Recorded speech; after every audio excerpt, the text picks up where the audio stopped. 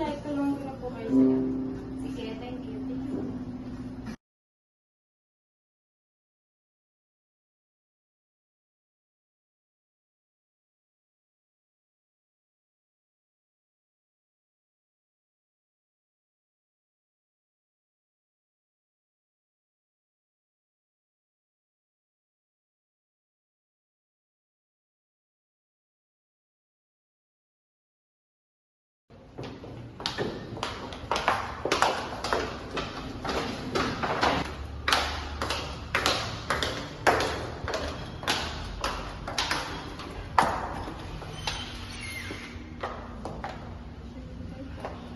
Enjoy, ma'am. Thank you.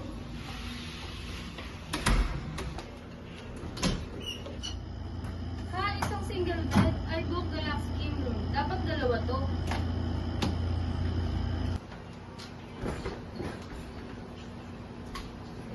Ay, nako. Hindi pa nalinis na maayos. Hi, may problema sa room. Mali yung room type na binigay niyo sa akin. At isa pa, yung CR niyo hindi malinis. Sorry to hear that, ma'am. Can you please come down to the lobby po and assist you right away? Hey, Miss Jelika, thank you for coming back down. So, can you please tell me what happened? Then I will fix this properly. I booked the last king, pero binigay niyo sa akin single bed. Tapos yung CR may kalat pa. Nandito ako para mag-work. Kailangan ko ito masettle agad. Po talaga, alam ko po na nakakapagod po ang biyahe. Lalo na po ngayon. So, you deserve a clean room and yung correct room po para sa inyo po. Ma'am, we sincerely apologize po sa nangyari. This is not the standard room we want to give. Pasensya na po for the inconvenience. We are preparing your new deluxe king room po. Housekeeping is doing priority cleaning to make sure everything is perfect. As a gesture po, we're offering complimentary link and late checkout. Okay, thank you for fixing it. We're making sure your new room meets all the quality standards. Thank you for letting us know, ma'am.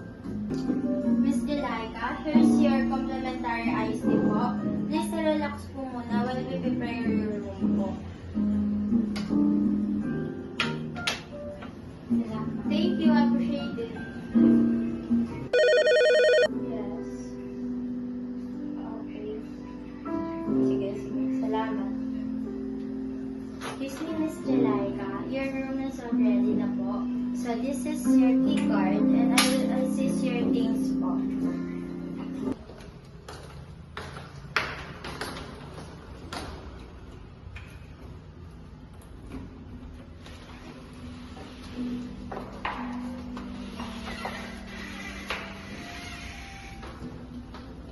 Miss Jelika, here's your new room po.